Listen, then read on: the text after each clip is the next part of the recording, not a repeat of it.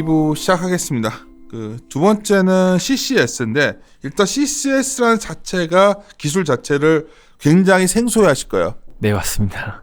이게 왜냐면 이제 새롭고 석탄 갖고서 하는 거잖아요. 네, 지금은 당연히 온실가스 배출이 가장 많이 석탄으로 할 수 있는 거고, 나중에 LNG도 온실가스가 이산화탄소가 배출되니까 나중에 그 부분까지도 가능한 사업이다 좀 봐주시면 될 것 같아요. 그래요. 유틸리티 중에서 이제 새로운 어떤 가능성으로 CCS 얘기 좀 해주시죠. 네. 네, 이 CCS가 카본 캡처 앤 스토리지라고 해서 발음 좀 다시 한번 못 알아들었어. 카본 캡처 앤 스토리지에서 저장하는 그러니까 그 카본 이산화탄소를 포집을 해서 배출을 따로 모아서 이 부분을 운송을 시켜서 저장하는 부분이라고 좀 봐주시면 될 것 같고요.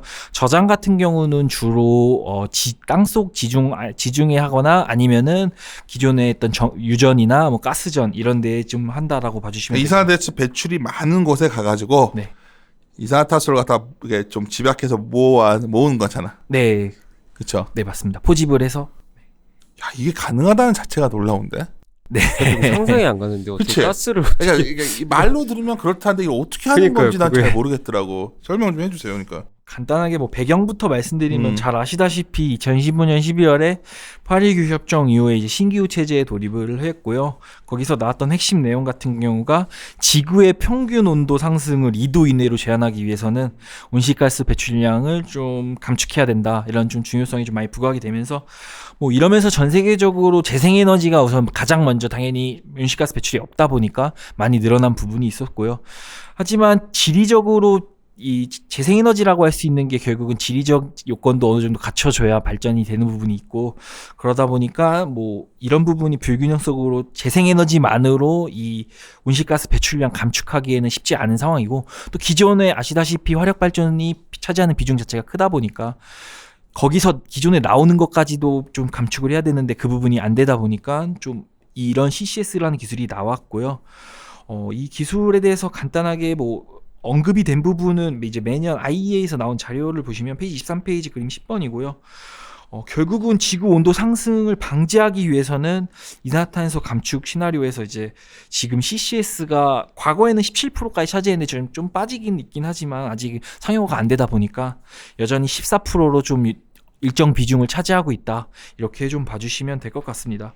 그래서 이거는 굳이 지금 제가 말한 건 석탄의 하나에서만 얘기하는 건 아니고 LNG도 페이지 13페이지 표 9번 그림 9번처럼 LNG에서도 지금 이산탄소가 배출이 됩니다. 그래서 나중에 석탄이 가장 많이 되니까 우선 석탄에다가 사용을 하는 거고 나중에 LNG도 충분히 가능하다. 여기까지 나도 알아요. 배출되니까 이거 어떻게 줄여라. 그래서 압축해가지고 어떻게 좀 줄여라 이거야. 배출되는 거를 압축하면서. 압축하는 게 아니라 이거를 아니야 압축하는 게? 압축을 하는 게 아니라 이거를 대기로 나가는 걸 막는. 아예 못 나가게 하는 거야. 난 또 이게 뭔가 이거 갖다가 뭔가 이렇게 저장해가지고 포집하니까, 압축해가지고 이렇게. 그래서 결국은 땅 속에 묻는 이유도. 그러니까 압축해야 묵지 이거를. 네, 결국은 압축 효과도 돼 있기는 해요. 이게 어떻게 하는 거예요? 나 일단 이해가 잘 안 가더라고. 어마어마하게 많이 나올 거 아니에요. 이거를 어디다 묻는 거야? 그냥 땅 속에다가 땅 속에. 이거 땅 속에 뒀다가 이거 잘못되는 거 아니야?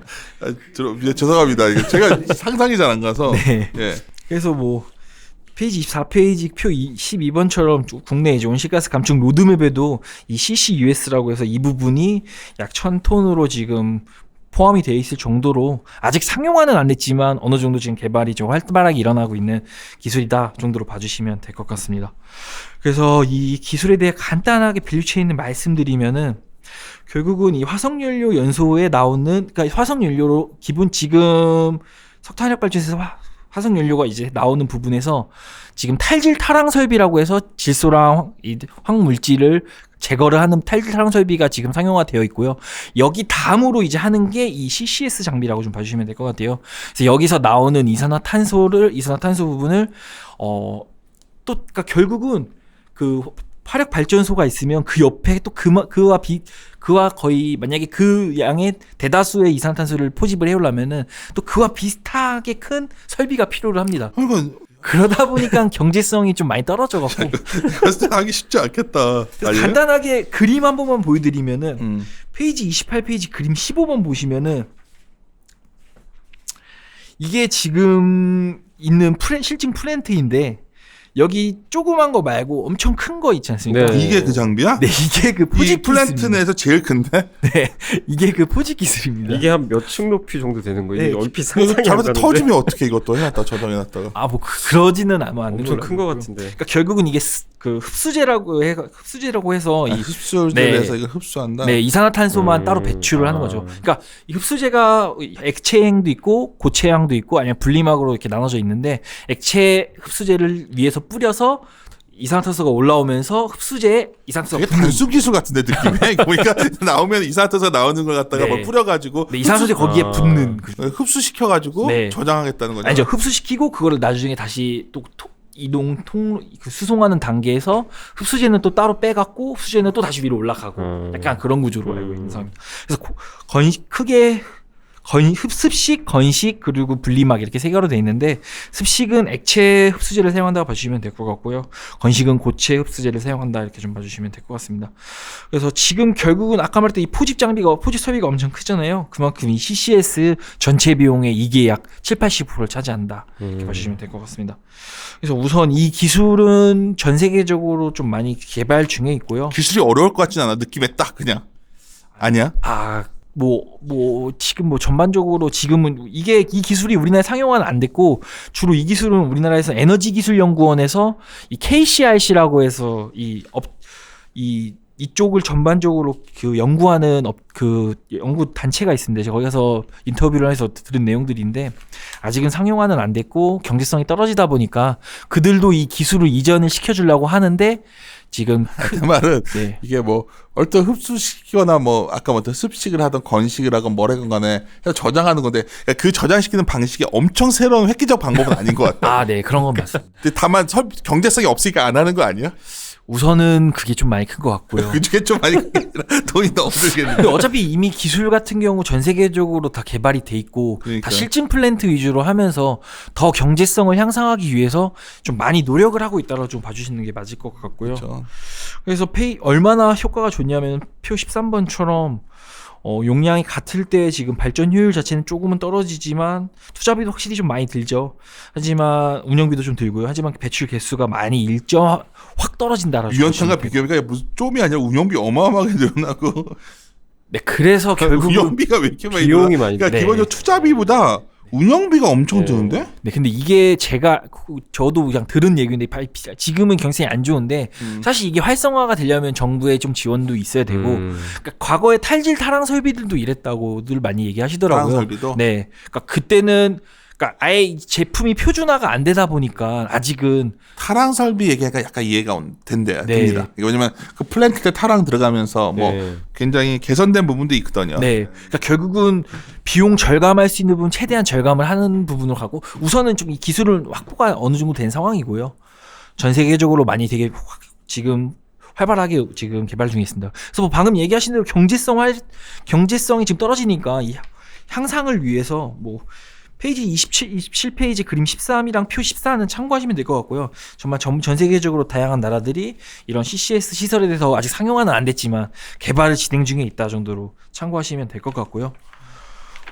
그리고 그러니까 이제 플랜트를 이제 재구매 플랜트 수주 받으면 네. 언젠가는 이런 것들이 의무화될 수도 있겠네. 네, 이거는 지금 영국은 2025년에 그래? 설치되는 그렇게 되면 시장이 의무화됩니다. 커지는 거지. 왜냐면 그러면 네, 그죠. 단가가 내려오겠죠. 네. 그러면 그때 되면 네, 맞습니다. 이해했어. 어떤 걸 말씀 괜찮겠는데 또 나 귀가 열고 바로 또 이게 또 야 이거 잠깐만 더 들어봅시다.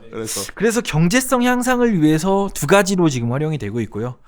첫 번째로는 EOR이라고 해서 결국은 이 인핸스드 오일 리커버리라고 해서 오일을 생산하는 그 생산 효율을 더 올린다라고 좀 봐주시면 될 것 같아요. 그래서 기본적으로 유전에서 그냥 생산을 하면은 최대 50%까지 생산이 된다고 하더라고요. 이제 거기서 보통 가스를 주입을 해서 3차로 생산을 하는데 이산화탄소로 이 그냥 공짜로 생산된 이 가스를 거기다 주입을 해서 압축 밀어내는 효과로 추가로 생산한다라고 좀 봐주시면 될 것 같아요. 그래서 그 부분이 EOR을 통해서 지금 좀 전 세계적으로 경제성 향상을 하기 위해서 그림 14번처럼 이 대다수가 CCS 설비가 지금 여기에 표시는 잘 안 되어 있지만 대다수가 EOR을 통해서 좀 경제성 향상을 하려고 노력을 하고 있다 정도 봐주시면 될 것 같고요. 대표적으로 가장 상용화된 기술이라고 볼 수 있는 게 이 페트라노바입니다. 이게 아까 얘기했던 EOR 그 기술을 활용하는 부분이고요.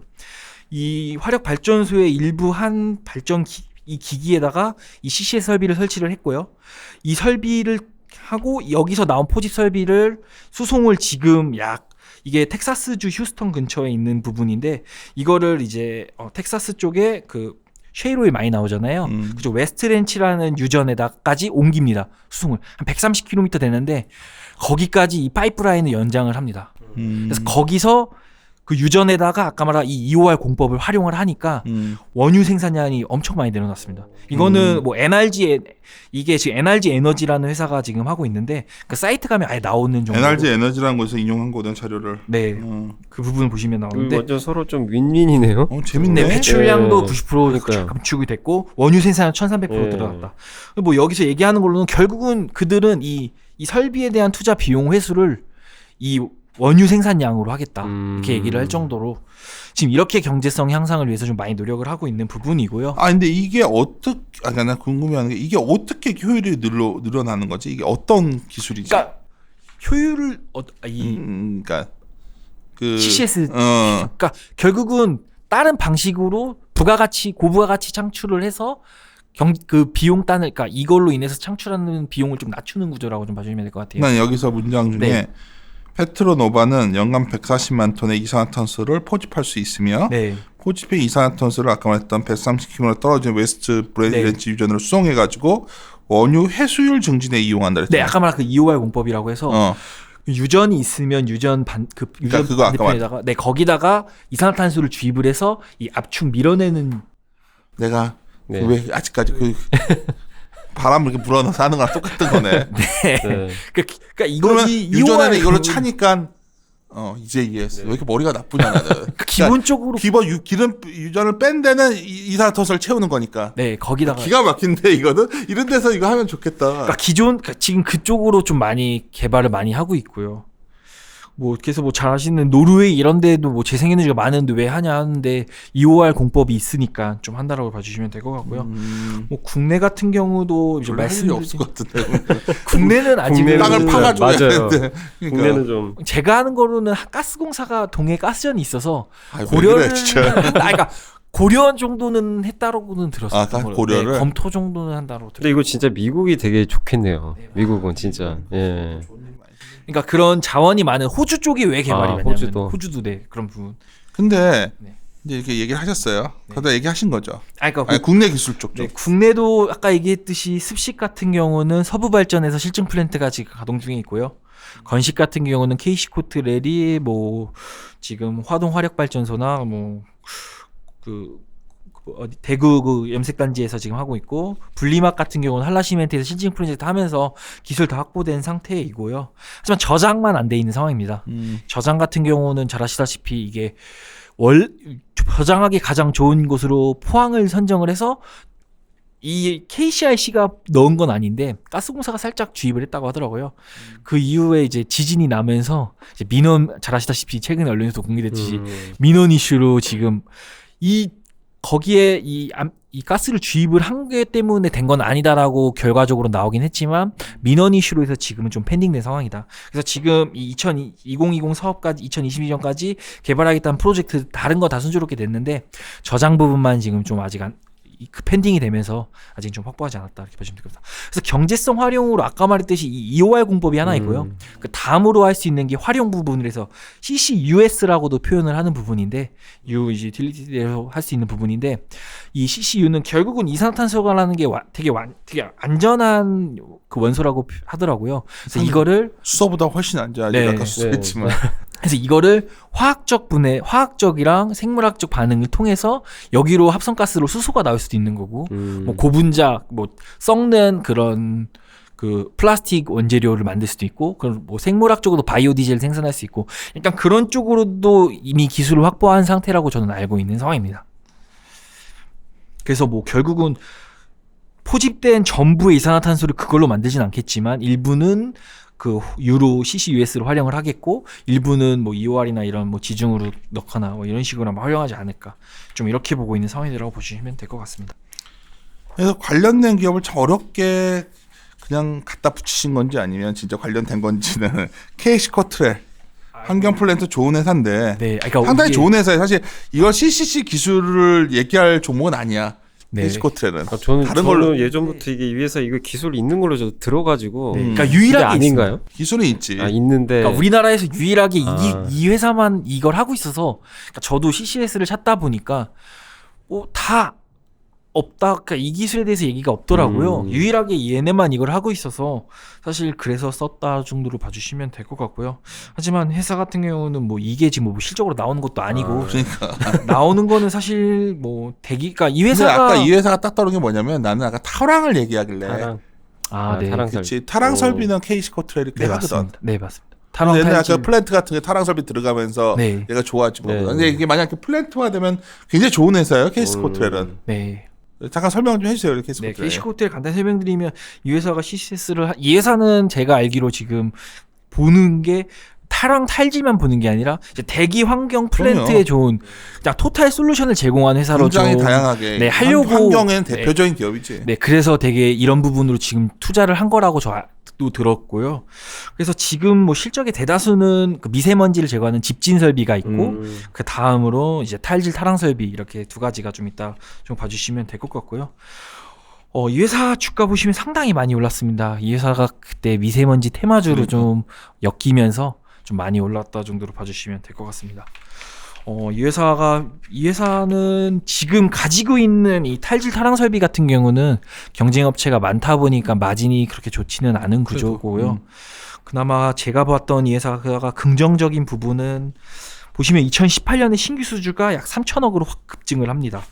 그래서 페이지 52페이지 그림 34, 35번처럼 수주 잔고도 이미 한 5천억 수준까지 많이 쌓여 있어서 향후 1, 2년 수준까지는 이제 안전적으로 실적이 나올 수 있는 회사다. 그냥 표 33을 보면 네. 신규 수 내용을 보면 상당히 다양하잖아요. 네. 대다수가 또 이런 탈질 타랑이나 뭐 집진 설비들이고 대다수들이 이제 화력 발전소들이라서 그러니까 어떻게든 화력 발전소들이 실질적으로 미세먼지를 줄여야 되는 상황이고 네. 이건 또 테마틱한 것만은 아니야 이 회사는. 네. 뭐 우리가 직접 커버는 안 하지만 사실 환경 플랜트나 뭐 이런 쪽으로는 상당히 그래도 계속 대표적인 회사가 아니겠는가. 네, 그래서 페이지 51페이지의 표 34번 제가 언론 나온 정리를 한 부분인데 다양한 한전 발전 자회사들이나 뭐 이쪽으로 배출이 많은 이제 포스코나 현대제철 이런 쪽에서도 좀 이렇게 투자하겠다고 얘기를 함으로써 그에 따른 18년에 신규 수주가 급증한 것처럼 어느 정도 19년도도 좀 그런 영향이 있었지 않을까 이렇게 보고 있는 상황입니다. 1분기 실적이 18년도에 실적이 안 좋았던 부분은 얘네가 이전에 했던 프로젝트 부분에서 좀 이슈가 발생을 하면서 안 좋았다라고 보시면 될 것 같고요. 19년 1분기 같은 경우에도 이제 하나의 자회사에서 좀 이슈가 발생하면서 실적이 좀 안 좋았던 부분. 별도로 보면은 연결보다는 좀 좋은 그림으로 나온다라고 봐주시면 될 것 같습니다. 그래서 자회사 감소 연결로 2억 원이 영업이익 2억 원 나왔는데 자회사 감소분 감안하면 29억 원으로 OP 마진 5.2%, 원래 탈질 타랑이 한 3% 정도밖에 안 나오는데 어느 정도 신규 수주 마진이 조금 더 조금씩 올라오는 구조로 좀 봐주시면 될 것 같습니다. 뭐 아까 얘기했듯이 CCS 실증 사업도 유일하게 국내에서 진행을 하고 있고요. 실증 플랜트가 있네 사진 보니까. 네, 그러니까 다 지금은 다 실증 플랜트로 진행을 하고 있고요. 상용화된 거는 우리나라뿐만 아니라 국내도 해외에도 하나도 없는 상황입니다. CCS 기술에 대해서. 알았어요. CCS는 당장 우리에게 뭐 주식과 뭐 우리가 투자 측면에서 뭐 어떤 기업이 관련되고 이건 참 만만치 않은 것 같고. 네, 맞습니다. 오케이. 그래요. 우리 분석가 세 번째 들어가기 전에 또 잠깐 쉬었다가